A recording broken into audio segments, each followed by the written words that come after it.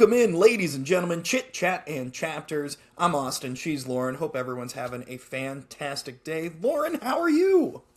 Fantastic, obviously. I feel like I say that every time, but like when I get to talk about books and like I'm really excited for today's discussion points.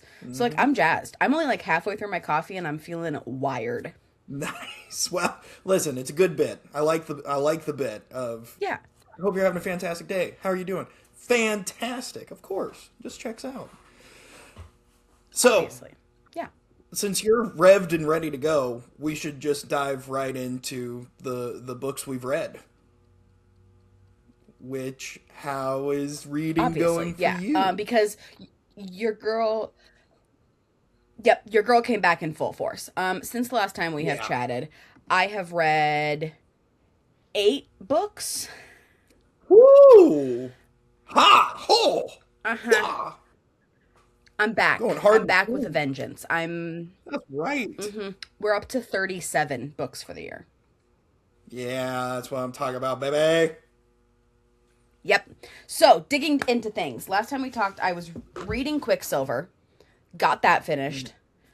I will say that this is a mildly overhyped book, but mildly. This was a very solid 4 stars for me. I'm very excited to continue on with it.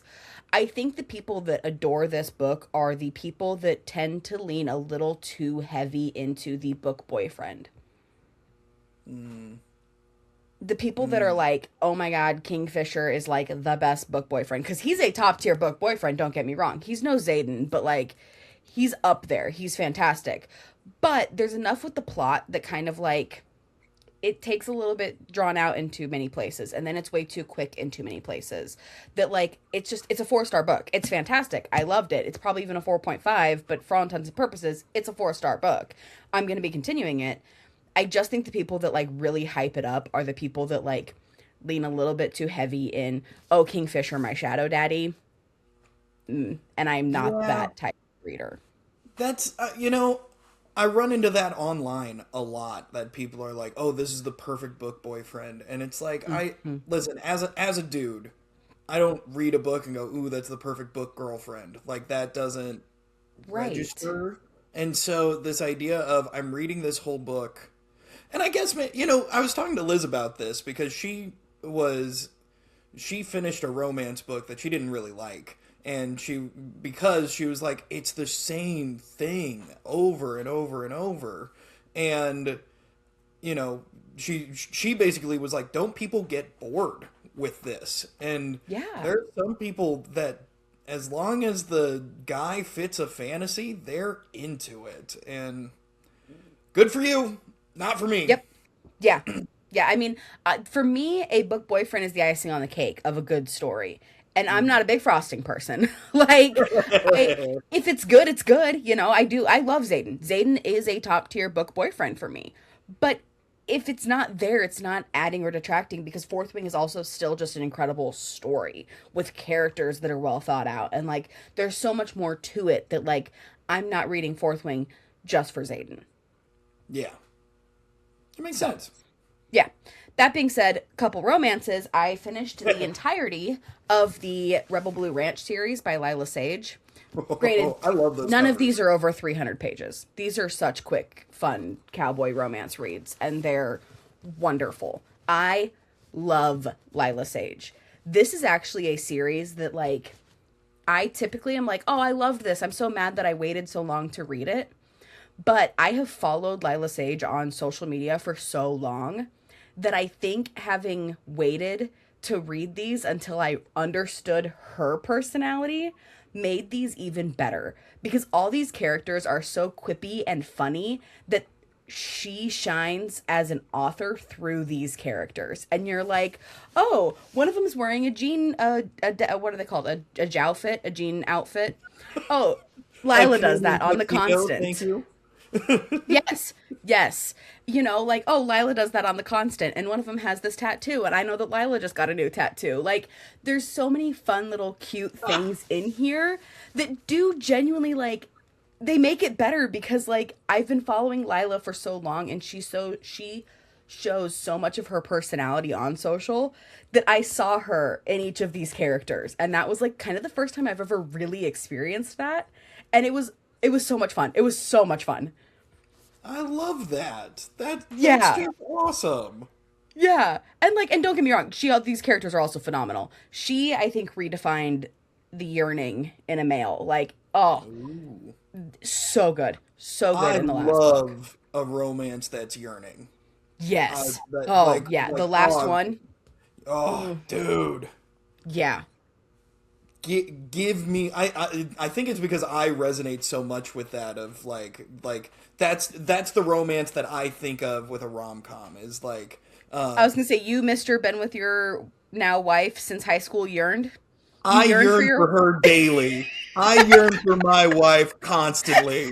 All right. When she's at work, I'm yearning for her. When she's away, I yearn for my wife. A yearning book husband is a daily task. That's fair. You know what? Okay, I will give you credit for that. But it is my favorite type to read. I love yearning in a book, and she redefined it, man. It was so good. And Nice. so those absolutely top tier for romance wise. Otherwise, I've just been knocking out a couple arcs and things like that. So Yeah. I got another cowboy romance. I got another Catherine Center, a little fun romance on a cruise ship, and then I finished up the Rome, Kentucky series that was like the small town, not cowboy romance, but just small town romance that I've been getting from the library. Yeah. Did you like So it? I yeah. know that you had really liked it. Did it hmm follow through for you? So yes, like we'll talk about this in a little bit because having read now two interconnected standalone series like this, I'm learning how I like to read them. And the last one in the Rome, Kentucky series, like I don't think it was quite as good as I wanted it to be, but you still get to see so many of the other characters that I loved so much that it does end up making it a better book. Even though there were points in the main plot or the characters for the main book that I didn't necessarily resonate with quite as much or that kind of irked me, when you get to see the other characters, it does boost it up. Nice. So, yeah, that was a very, very cute one. Very nice. All right. Is that all the books that you read? Yes. Nice. Awesome. Okay. Let's see here. I got so I finished four in Good for since our you. thank you.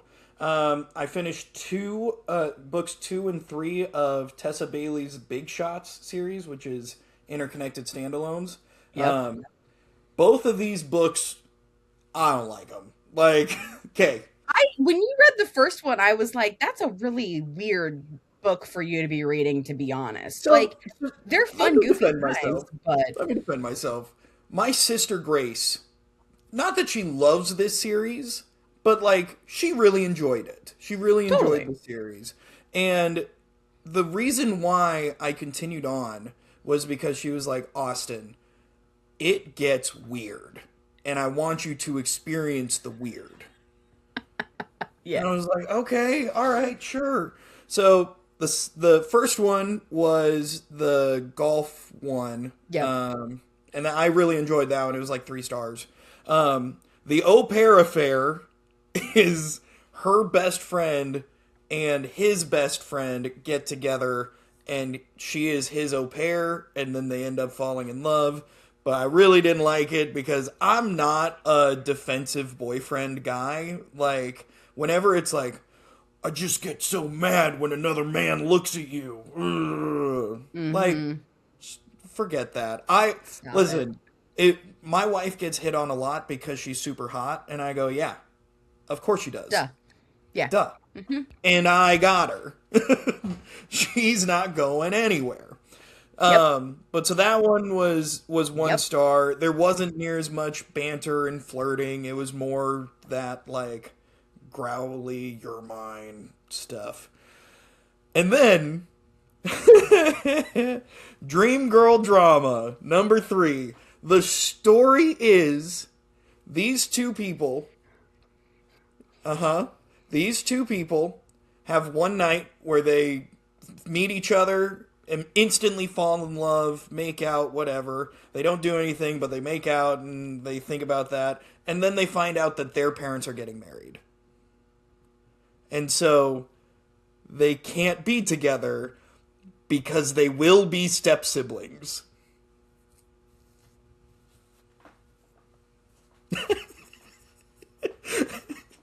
Ew. Ew. Ew. I don't like it. It resolves fine. Like this one, I'm really annoyed because I enjoyed it more than the Au Pair affair. I still give it 1 star because, like, so when you I'm gonna say something wild, but it's the same reason why porn sites are filled with this stuff. They aren't really step siblings yet. They aren't really related.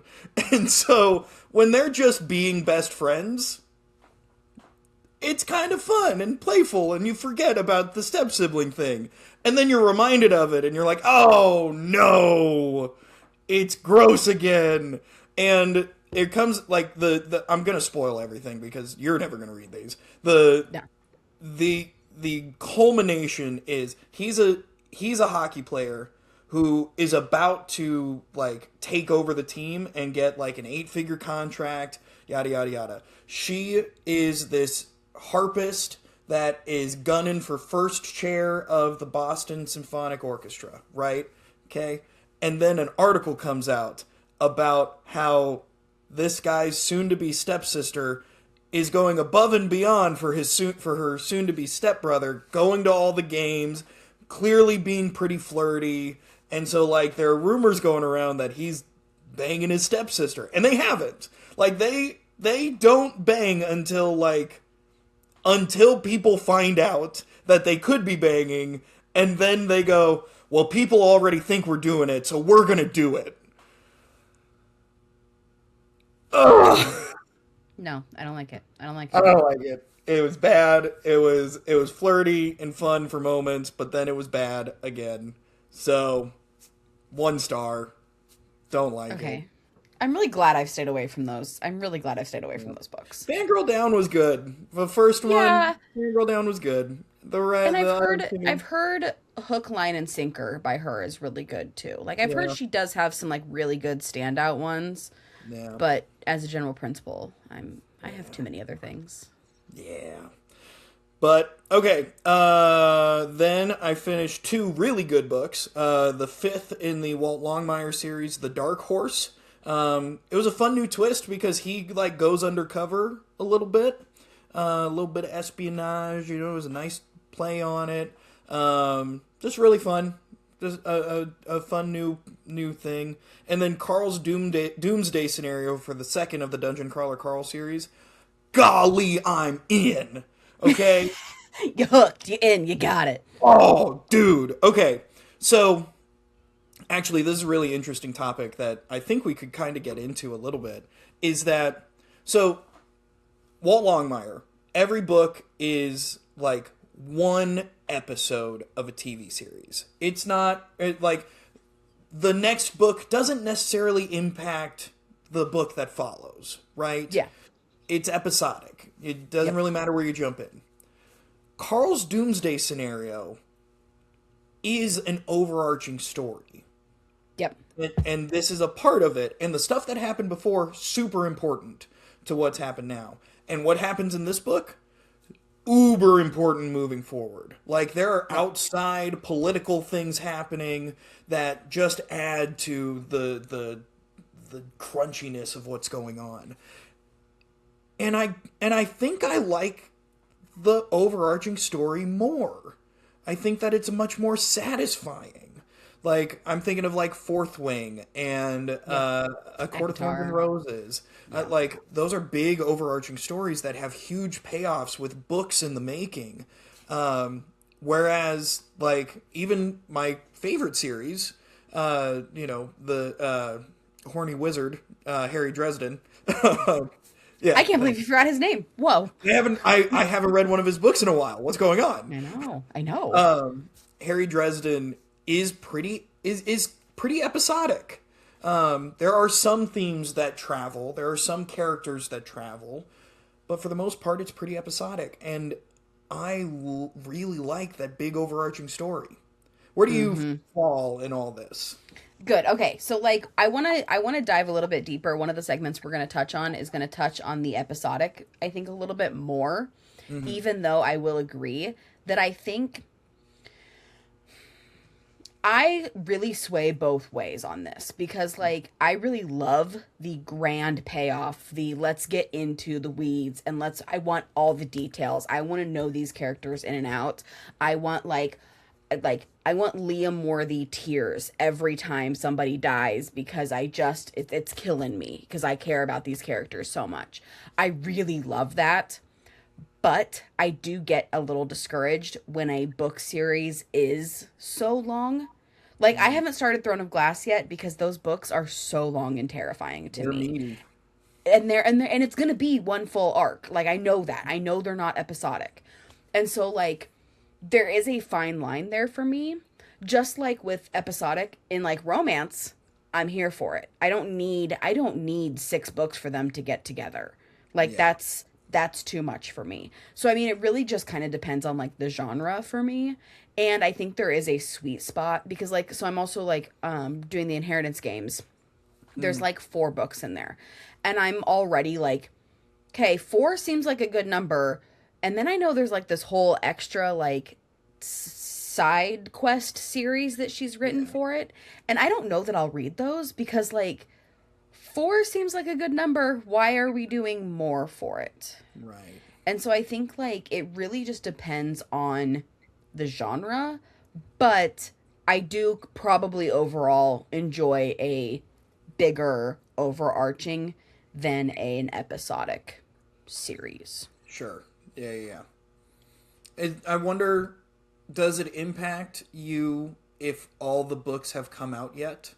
Like, if you know, like Dungeon Crawler Carl is an 8-book series. Not all of it has come out yet, though. And so, because I'm getting in before all of it's done, it feels a little less daunting. And I think that's the deal with ACOTAR. I think that's why I could start it. Yeah.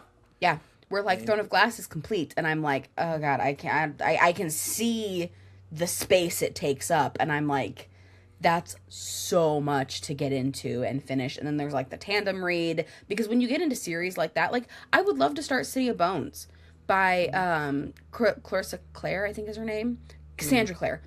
I would love to get into that series. I would love to get into Zodiac Academy, but all of those series are like 14 or so books long that have specific reading orders, and different fandoms have different reading orders for them. And then you get into the weeds with all that, and I'm just like, then it starts to get too intimidating. So I do think there is something, like you said, to I enjoy it more when I can read them as they come out. Yeah.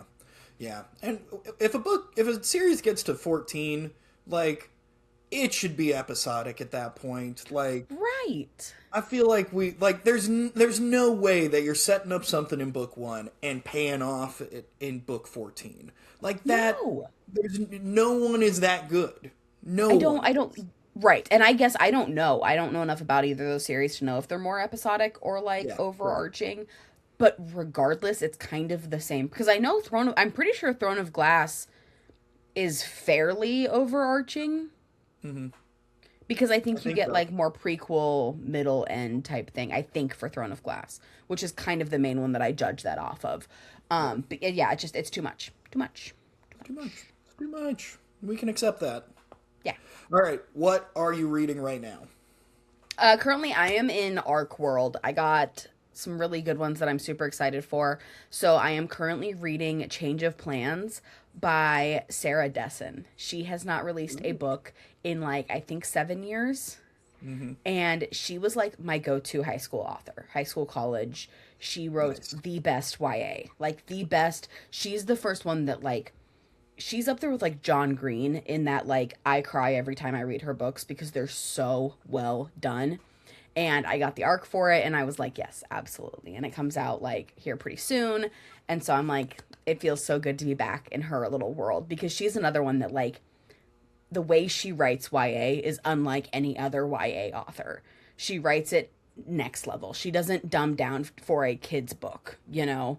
And so Nice. I'm having a fantastic time. That's awesome.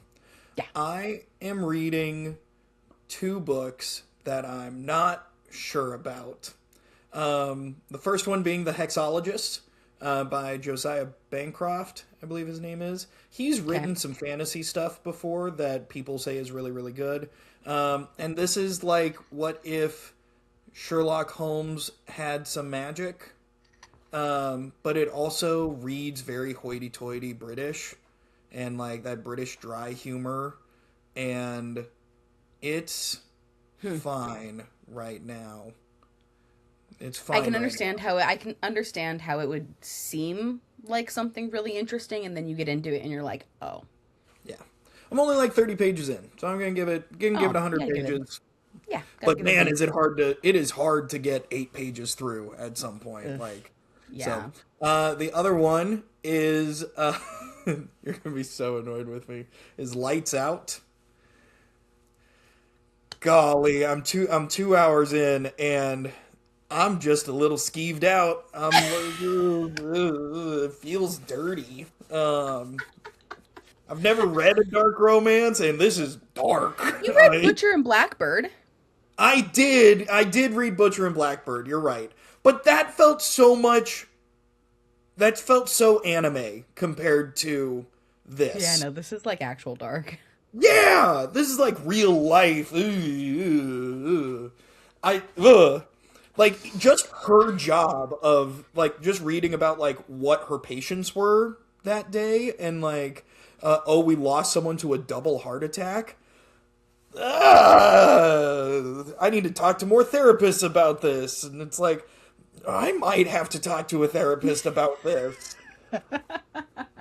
Now you are doing the audio though, right? I am Yes. doing the audiobook. And it's Yes. how long? How long is the total audiobook? Do you know? 13.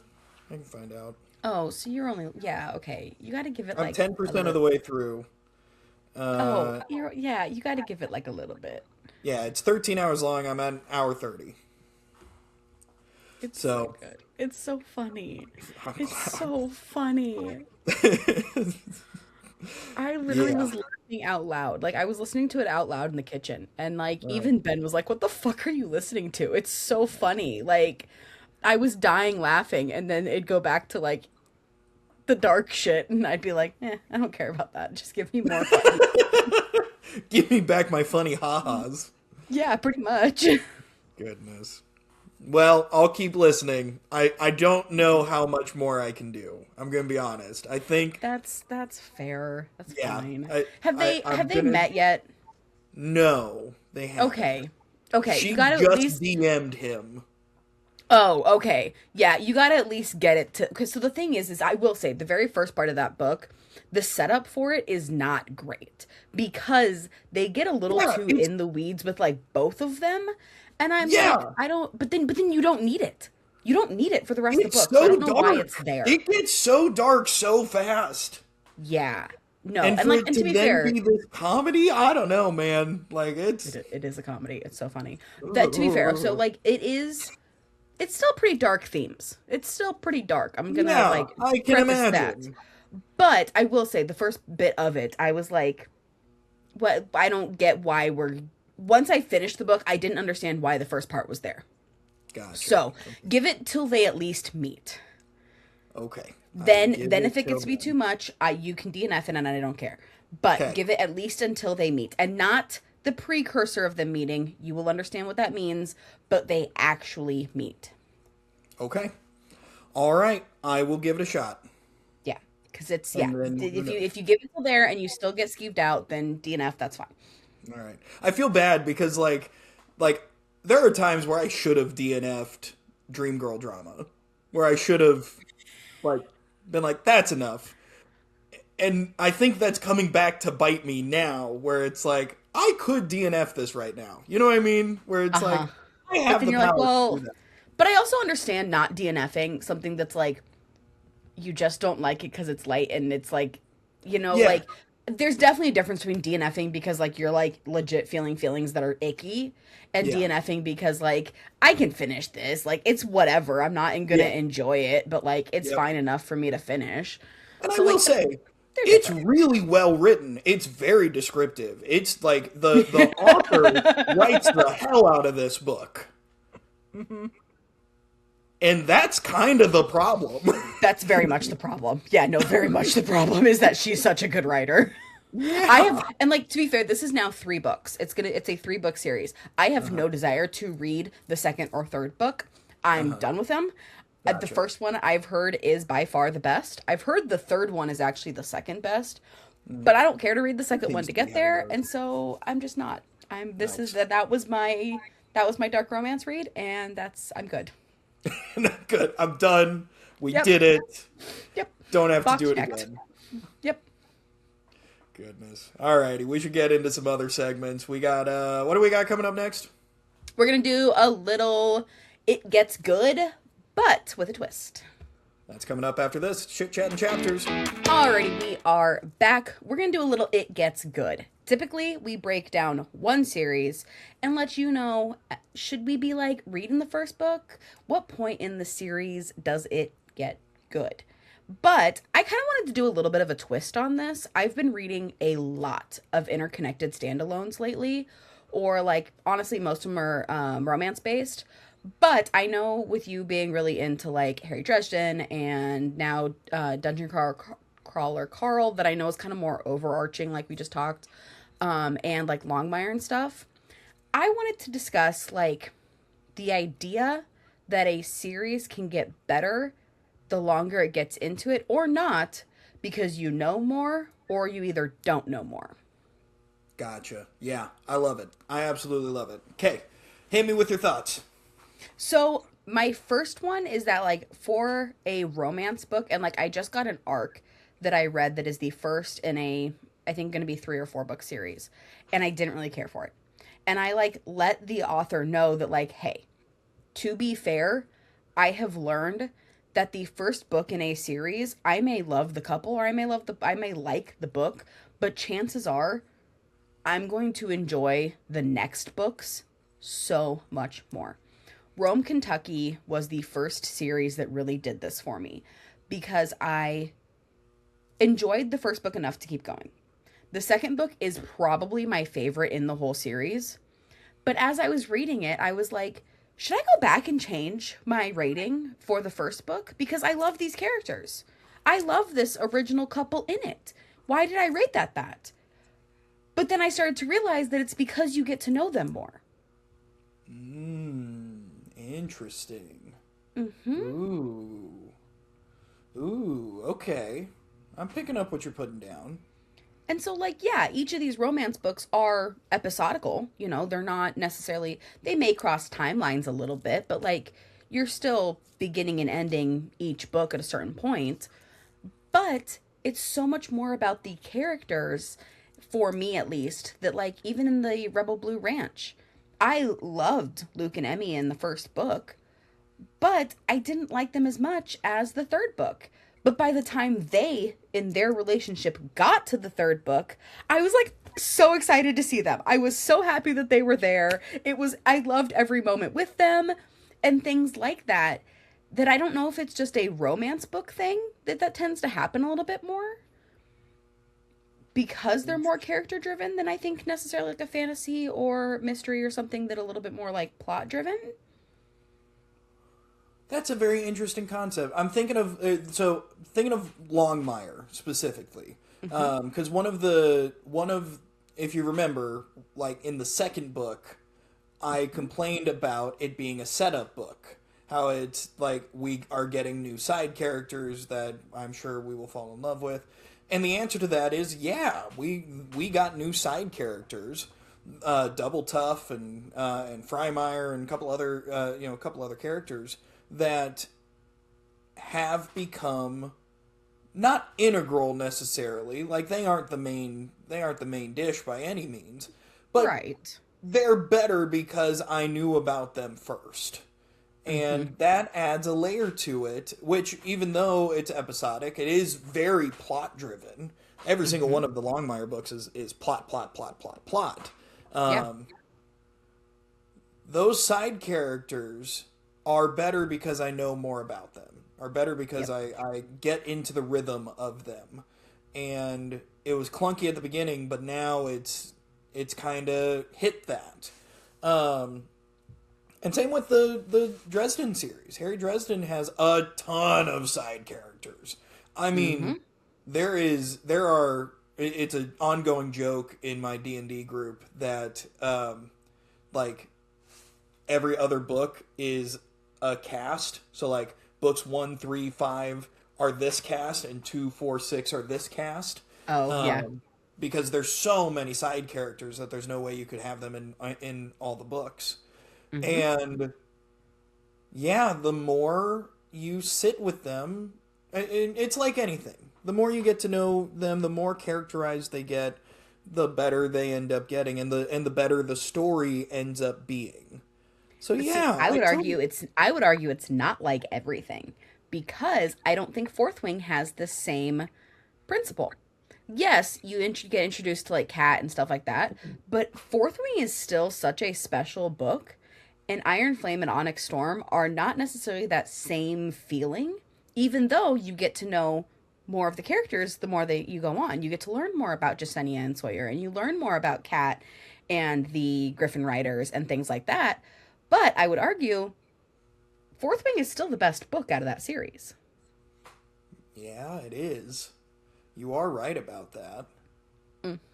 And so I don't know if it has to do with the fact that the characters are what make episodical books better compared to an actual series. That's really interesting. That's really interesting. Because thinking about Dungeon Crawler Carl, right? It's got some side characters that pop up for very big important moments. And that adds to it adds to the flavor. It adds to it. And I think what I think it might be is that when a book series does a really good job of getting you to fall in love with a character in the first book, there's nothing quite like it. Because, like, I honestly, I think that might be it. Because the added getting to know these side characters isn't as impactful in Dungeon Crawler Carl as it is in Walt Longmire. Because I already really adore our main characters. Our And three Rebecca. main characters are S tier, fantastic. And Rebecca gave us that Liam moment to impact us even more than not anything to come. Oh, I'm not going to tempt fates with that. But with these characters coming in, like she already gave us such an amazing crew. Yeah, maybe that's it, because like I would, to devil's advocate, I mean, like ACOTAR, I think, brings in some of the other high fae from the other lands and stuff. And I would argue, like, I want to know a lot more about Eris. I think he adds a lot to the plot. Like, I don't know that he necessarily I'm like. the opposite than that. I'm the opposite on you on that. Oh, you don't think? See, Yeah, I don't. I think that ACOTAR. So first book aside, we A Court of Thorns and Roses. We put that one to magical. the side. Yep. Everything after that, it has its main cast of the family, and everyone else doesn't matter. And all the little side characters and all the little stuff, all of the stuff that like are more plot driven things, it doesn't really matter about those other characters because I only care about this group right here. Even like Lucian and stuff like that, or would you consider him one of the main people? Unfortunately, he's part of the main. He's an outcast, but he's been there from the beginning. Even Tamlin is still part of that main. Yeah. Okay. So okay. So putting the first book aside, you're saying any character that gets brought in. Yeah. Okay. Yeah. That's the way I look at it. But then for books like Longmire, you like the characters that get brought in. I do. I do because there's a rhythm. There's a rhythm Yeah. to them. It's like when in Seinfeld, when Kramer comes in the door the first time, everyone goes frickin' wild. Why? Yeah. Because they know what the rhythm of Kramer is. He's not the main Right. character, but he's the supporting character that everyone knows and loves. And when you get to these It's Norman episodic, Cheers. It's yeah, yeah. it's it absolutely. And so having these honestly like not deep characters. These aren't like deep at all. They're caricatures. They're tropes. But having that as like a comfort of like, oh, I know how this works. I like this and I get it again kind of thing. I think And that's I the think vibe. you I think it's the episodicalness of it. I think it works better in an episodical than it does a arc. Yeah. I think you're Because 100% like right. because I'm also thinking like Scrubs, the reboot that came back out, Uh-huh. is so good because those first moments when the characters you love come in, you know what's gonna happen, and you love to see those characters. Because I'm thinking like, the whole point with the Interconnected is that you see the characters from book one in book four. Well, Right. in an episodical, it's that same thing. It's when Turk comes in for the first time after not seeing him for years and seasons and whatever. You're like, here we go. We know what's going on, and there Yes. is that familiarity to it that I do think is. I think it can be done in the arc of it all, but I think it's better for an episodical. Yeah. I mean, the it's always good to have little tropes and little things that people can latch on to, right? Yeah. In Dungeon Crawler Carl, it's the fact that Mordecai, their guild master, training guild guy, he's grumpy. Like we know he's going to be grumpy. That's fine.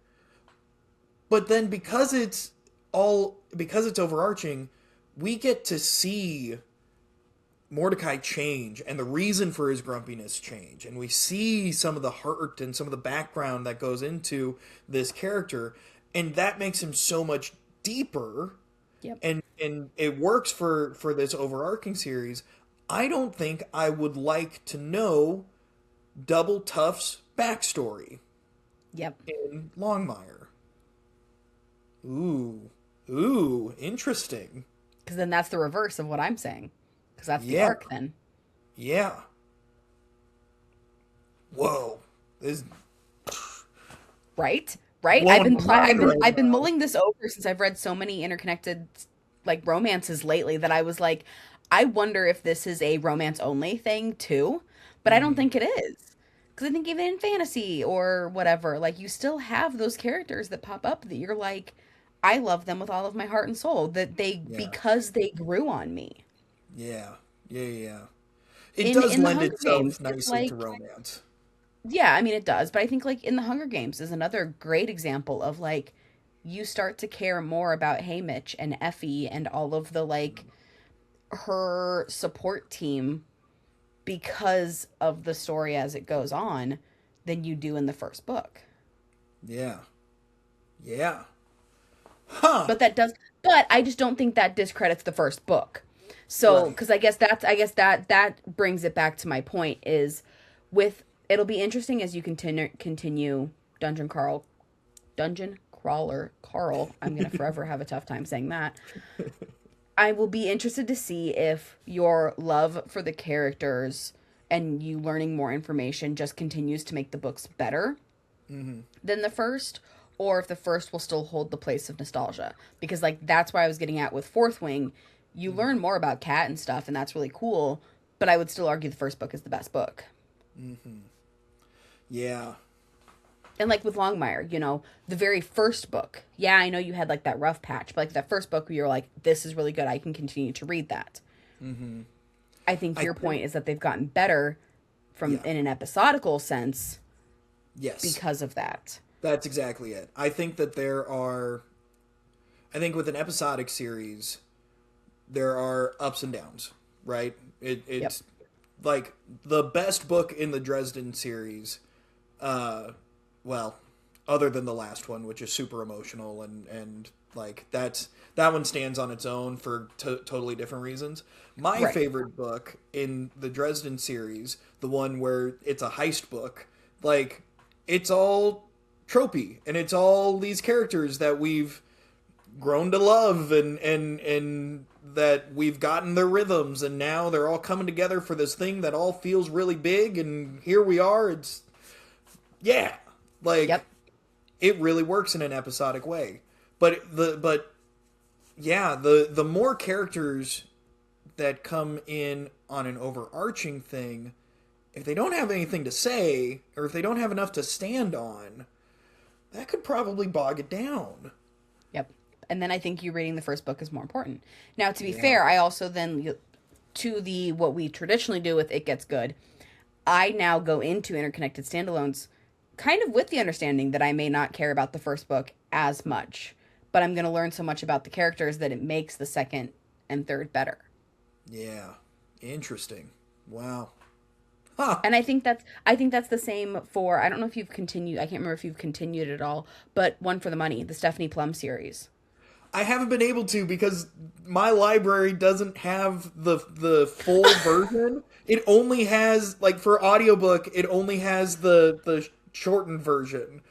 And That's hilarious. I want the full one. I want it all. Obviously. So I really want to, but I just haven't. Honestly, I should just pick it up and read it, because then the next ones will. Well, and I'm sure your library has the physical ones of all of them. Oh yeah, for sure. But there's like 40 of those, and they revolve around 3 characters, two guys and a girl. Yep. But there's like 40 of them. And there's a bunch of side characters that come in. Yep. And you know what they're gonna do. You know what they're about. Yep. Yeah. I think we figured something out here. I don't think people are ready for this. I think that people are gonna. I think people are gonna look at this conversation and go, "That's too deep. That's too deep." Yep.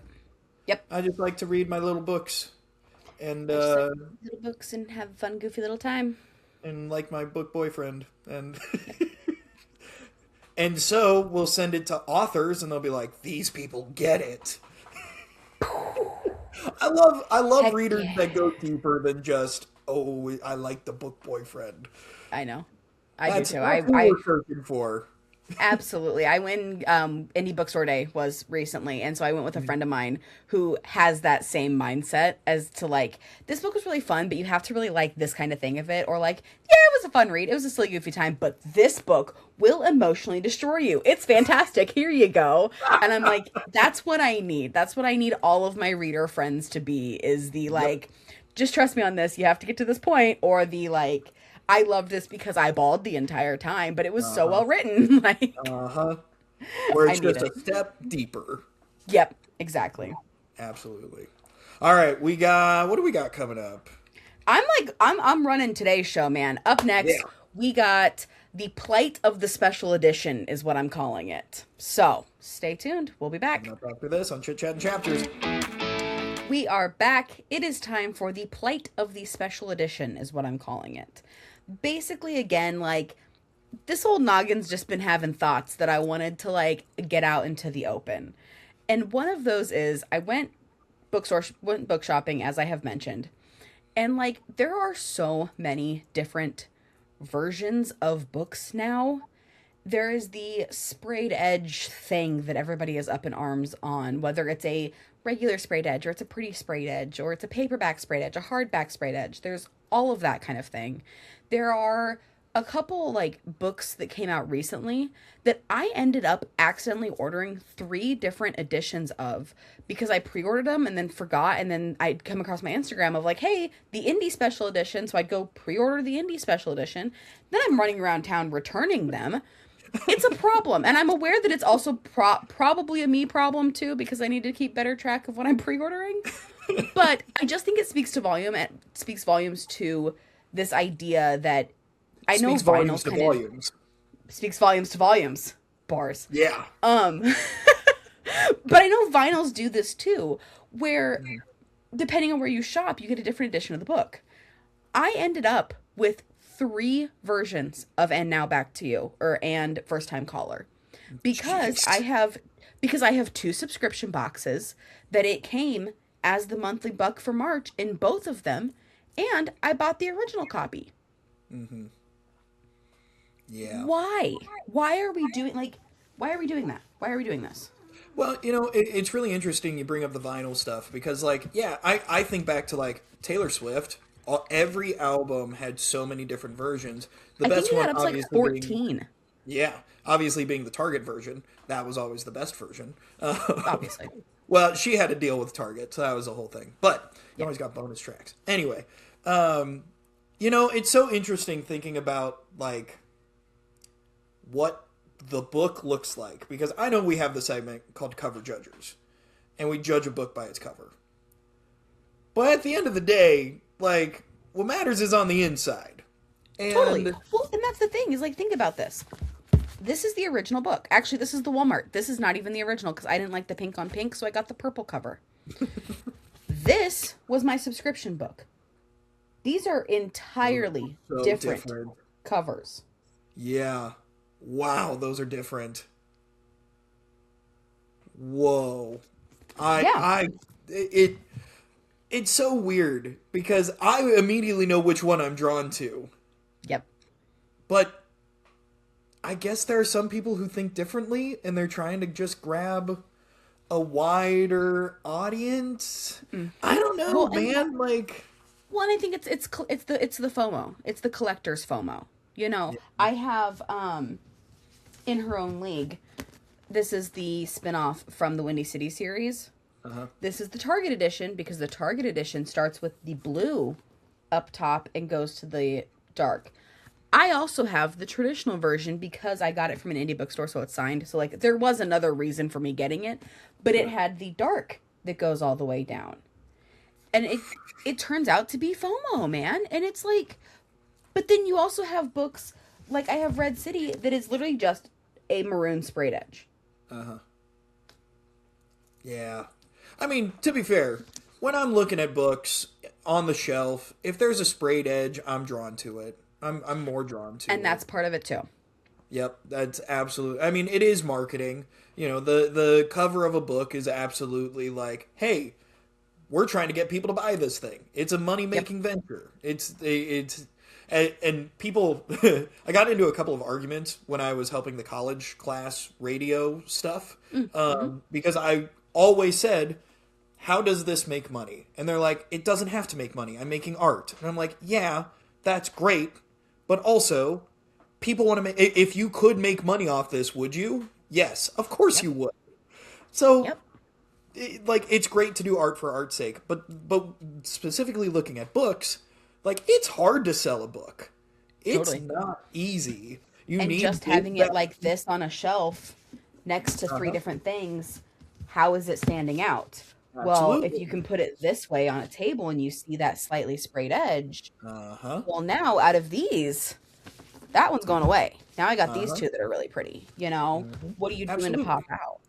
But the thing that stumbles me or stumbles me, it confuses me, is when I'm looking at a book to buy it and put it on my shelf. When it comes to a series, I want all the books to look alike.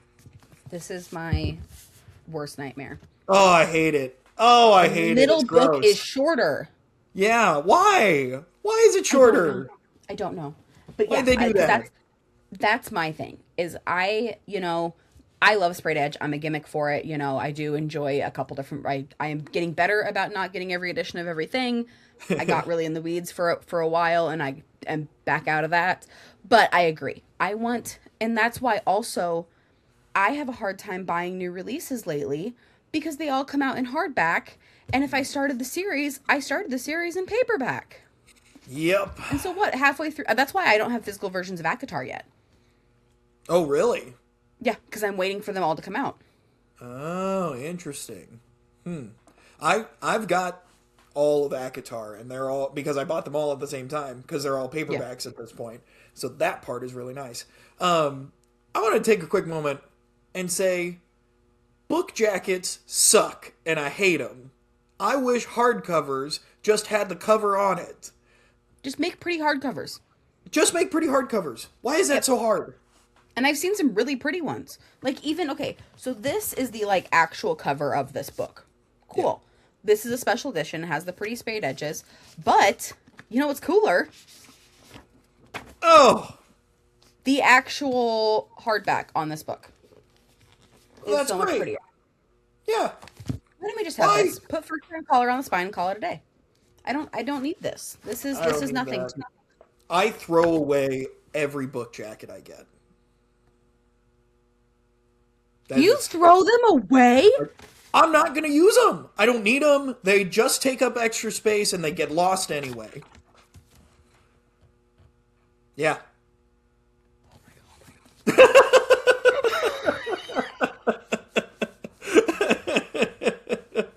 Yeah. And That's like absurd. and like Dungeon Crawler Carl, the jacket really nice, and also fun fact, glows under a Dark light, light. dark Yeah. light, and yeah, I don't care. But Gone. Who also, okay, needs but it? also I'm pretty sure Dungeon Crawl, don't they have the fun spines though still? No, Or not are underneath. they boring They're spines? pretty boring. It's just a black. Yeah, Austin. I don't need it. I don't want it. If I ever hand the book to someone, I just it doesn't need the jacket. That's I didn't realize we were gonna uncover so much in this segment. I guess I don't always throw them away. The Onyx Storm, I threw that one away. Um, I threw that one away because like that one still has like the edge looks similar to the paperback books that I have of it. Yeah. Yeah, most of my hardcovers I just get rid of it. So okay. As I process that, then, do you prefer a paperback or a hardback? Oh, I wish I could say paperback. I really want to say paperback, but I've started to read a few more hardcovers, and golly, it's just nice to feel it in your hands. I'm a hardback fantasy because it makes me feel like I'm reading an old book. And so like Yeah, I want a floppy paperback for my romances and I want a hardback for my fantasy, that's which makes my wild. shelves cry. 'Cause they take up so much more room. That's a wild thing to say out loud, but I get it. Yep. No, Yep, it's so very particular. I was it's a talking with a vibe friend thing. about that once and she was like, "That's a lot. I guess I just like to read books." And I'm like, "I mean, I do too, but like if I get to pick, It's not stopping me from reading books. no. It's an added little dusting on it. If I get to pick, which does work out well because fantasy books take forever to come out in paperback, where Yeah. more romances come out in paperback. Start in paperback, yeah. Yeah. Abby Jimenez is the only one that doesn't. And so that's why I was thankful to at least got these in paperback because her now I have half paperback and half hardback because her new series is all hardbacks and I'm like, Yeah. please don't. Yeah. You know, going back to the whole thing of like special editions and everything has a different pattern and this and that. The like I from an outside perspective, I understand wanting to do that to market your book better, to get it in front to sell more books. Absolutely. Yep. What I don't understand are the people who buy all of them. There are some people who like this is my favorite book, I have to have every edition of it. That makes no sense to me. I wish I could say it. Well, no, it doesn't make sense. I do it anyway. I have the hardback and the paperbacks of the entire Fourth Wing series, Dog. That's so much money. but they're so good and like it's just they're It's so. it's the That's the same thing. story. I have two full sets of the Windy City series. Now, like I said, I am getting better about not doing that. Dog, it's the same book. It's the same story. The words don't change. They They- don't. they- You're very accurate, oh, that's wild. but they You look and I really have pretty. discovered two things about each other that I don't think we'll ever come back from. No, no. We are turning. metaphorically turning pages on our friendship. We're finding out new things about each other. This is real. This is a real moment for us. Yeah. And are we going to be able to come out on the other side better for it, or is this going to be sticking in us? We'll be better. We've been friends for over a decade. We will be better, but it might take some time. It might take some time to forget these facts. Yeah, we're gonna need to like double date next so I can get some Liz time before I get more just this because I'm a little. Ben apart. and I need to bro out a little bit. Wait, does Liz do it or does Liz keep her paper? Does Liz keep her dust jackets? Liz doesn't really get hardcovers. She's a paperback girly. That's fair. Because thrillers are also another. I know she's a big thriller person, and I know thrillers are another one that typically just come out in paperbacks. Yep, 100%. So it really is more of like the most of her type stuff paperback. So I don't know. I bet she keeps them. I don't know. See, because that's the thing is at the end of the day, I do think it's very much and like whether you get more like all of the editions that I have or whatever. It's also just they're pretty and we're girls, so we like the girly pretty things where you're like take the pretty much flicks hair. So beautiful. Yep. Mm-hmm. Yeah, obviously. But that's also why you can take the dust jackets off because like at the end of the day, it's a book and you don't care. Where I'm like I may not like the dust jacket for reading practical purposes and I may like what was underneath better, but I'm not going to get rid of this. I could not. Yeah. Wild. All right. Is that going to do it for this episode? Yeah, I'm going to need time to recover. We all do. Thank you, everyone, for listening to Chit Chattin' Chapters this week. You can find us on social media at Chit Chattin' Chapters. You can find us on social media that we may or may not use. Lauren, where can they find you? I do use mine, and it is Lauren's Lifestyle across the board. Once you found the little profile picture of me with a little drinky, you have found me. So make sure you like, subscribe, and stick around for all of the fun things I have going on over there. And I really don't use mine, at Radio Guy Austin. You may see me lift a heavy thing every once in a while. Other than that, I'm a lurker, as they call it. That's going to do it for us this week. Be sure to like, share, subscribe, tell a friend about the deep thoughts on the Chit Chattin' Chapters podcast. We're looking for more friends who like to read and think deeply about that reading. So be sure to spread the good word of Chit Chattin' Chapters. We'll be back next time. Keep on reading.